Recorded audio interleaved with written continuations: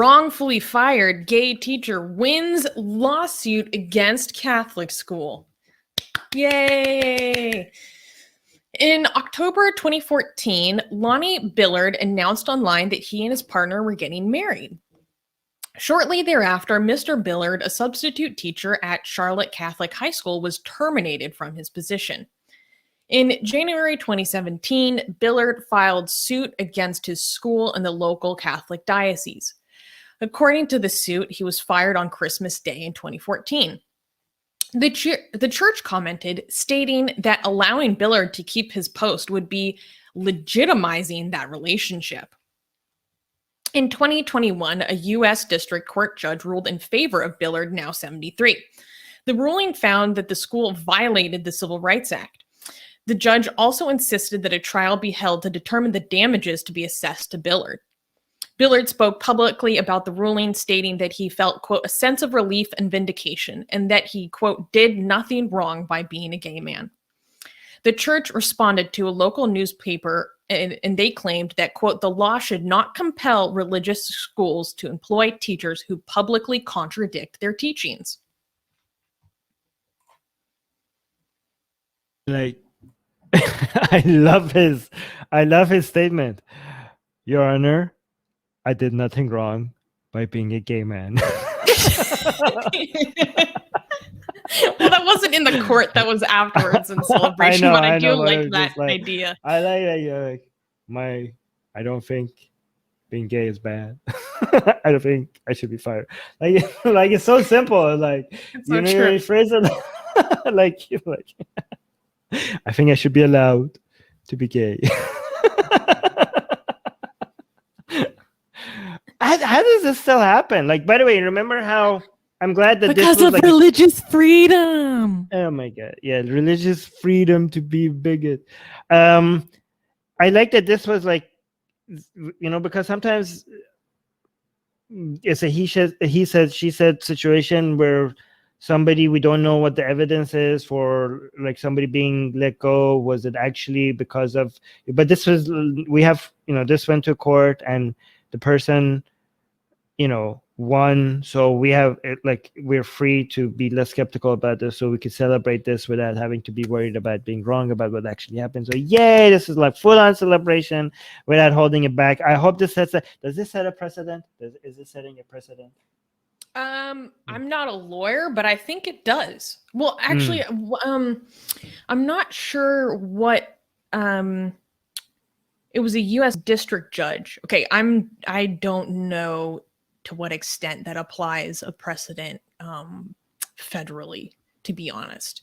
But what was really interesting was that they won this under the precedent of it being a sex discrimination lawsuit under Title IX of the Civil Rights Act. So they're saying it's not basis of discrimination based on him being gay, but it's discrimination because you're discriminating against him because he's a man doing non-normative behavior for his sex, which is like the whole premise of Title IX.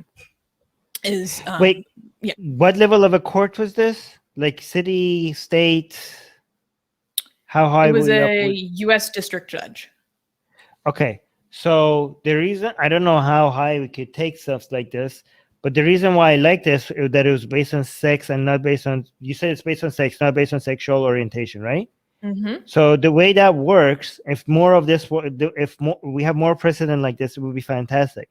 Because the way this works is like, we don't have anything in the Constitution that makes discrimination based on sexual orientation, like, against U.S. law, but we do have the discrimination based on sex to be, unconstitutional, right? Like in the United States. And if you could argue that discriminating against people based on sexual orientation is in effect discriminating against them based on sex, and the way that argument works is that you are technically discriminating against them based on their sex. Because let's say, for example, if a man is married to a woman, or if a man wants to be with women, and they don't get fired for that because of because of who they're with, because they're with a woman, but because of but if a woman wants to be with a woman and they get fired for that, so that is discrimination based on sex, not just sexual orientation, right? Do you get what I mean? Like, for example, let's say you have an employee and she is married to a man, and she's not going to get fired for that. But if a man is married to a man and he gets fired for that, then the reason why he's being fired is because he's a man, not a woman. So it is technically discrimination based on sexual orientation. In effect, is discrimination based on sex, which is already illegal. So you don't, if you could argue that, then you don't need new laws. You don't even need new laws to make discrimination based on sexual orientation illegal. The already existing laws would suffice. And if they do suffice, and if that becomes more and more acceptable based on more judges and becomes more precedent, this will mean that even the Constitution of the United States as a whole will make it illegal to discriminate based on sexual orientation. So this would be, if this is an argument that works, then this would like make, this would be such a powerful weapon against sexual orientation discrimination in the United States. Does that make sense? Yeah, so I answered our questions. The United States district courts are part of the federal judiciary. So I believe this can be used as precedent. Some of the details of this case were really interesting. So the defendants tried to claim that by posting a photo with him and his partner saying like, we're going to get married, that was engaging in advocacy that went against the Catholic Church's beliefs, which I think is such BS and speaks to the level of control that the Catholic Church or the Catholicism broadly wants inside an individual's private life. Right. And so the judge at hand ruled that the school's action didn't fit into the exemptions to labor law that give religious institutions leeway to require certain employees to adhere to religious teachings, nor was the school's action protected by constitutional rights to religious freedom. And here's why. Plaintiff is a lay employee who comes onto the campus of a religious school for the limited purpose of teaching secular classes with no mandate to inculcate students with Catholic teachings. So they're saying because he was a drama and English teacher, and then later he was a substitute.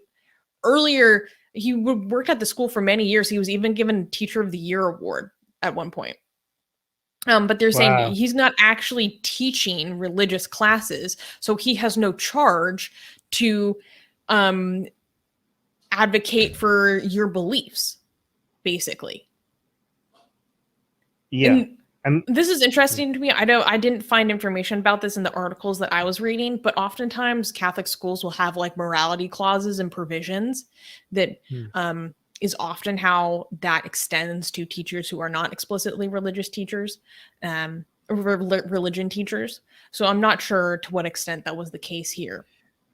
Okay. But I believe they possibly have the option to appeal. So we'll see how that goes. Yeah, because if they do appeal, it might be a good thing because it might set a precedent in a higher court. Well, except I'm scared of the Supreme Court. Yeah. That's the problem. True. Yeah, the current Supreme Court. We don't. Yeah, the diocese released a statement. Thank you, Trump, for screwing United States for the next couple of decades. Amazing. But go on. Basically, the diocese released a statement saying that it disagreed with the ruling. It was considering how to proceed. Right. So that might be an option that's available to them. But the judge who presided over this decision said that they should have a whole separate processes to determine damages that he's owed, which is a very strong statement. They're saying not only were you wrongfully fired, but they actually owe you damages and attorney's fees. Ooh, wow. I do want to highlight this question because I have very passionate views about it. Zakuru is saying, in all honesty, the LGBT community should start their own schools. Why rely on Christian schools that don't respect them? I so much disagree with this. So much. Well, that's illegal. Yes. Well, I mean, even if it was like, even if the suggestion was, why do you go to Christian schools anyways, right?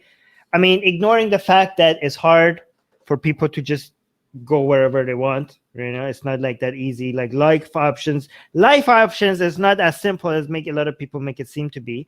However, even if it was, I hope more LGBT people get to. I'm not saying they should. I'm not saying, because again, like I said, making options, it's not like the world works as like everything is available to you and you have to just pick and choose. Life is not that simple.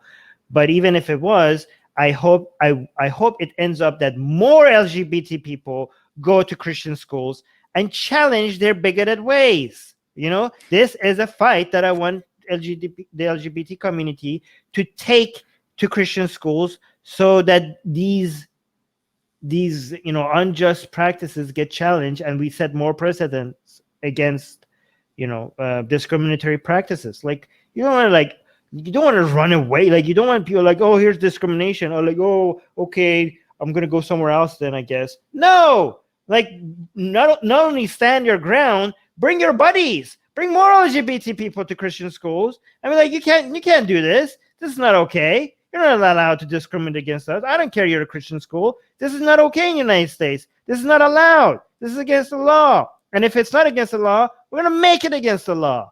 You should be operating based on these countries' new values. You can't just stay in the dark ages. You give me like, oh, it's a Christian school, so let them do whatever they want. We go somewhere else. No, you don't. No, you don't get to do that. We're gonna take this whole thing down. Yeah. So. Yeah, and I mean, it's illegal because that's an immutable characteristic, and you're not allowed to, like, whereas religion is obviously a belief.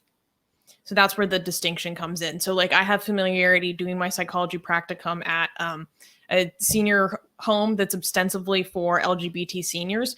However, they're not allowed to receive funding from the state or the federal government if they're only providing services to the LGBT community. So they're only allowed to reserve a certain number of spots in their senior home for LGBT people or people who have AIDS, etc. But what they are allowed to say is that they're explicitly LGBT welcoming, an LGBT welcoming senior home. So of course there are many schools, at least where I'm from, that are explicitly LGBT welcoming, but they can't say that they're LGBT exclusive. Hey guys, if you're a fan of Blasphemy and Sexy Callie, like me, then you need to be sure to subscribe to our newsletter, link in the description below. Because if you subscribe, we will send you a free copy of our Blasphemous Art ebook. And let me tell you, it is the tastiest blasphemy that you can find anywhere available today. And we are so generous with our blasphemy that we continue to send you more blasphemy every week. So make sure to subscribe, link in the description below.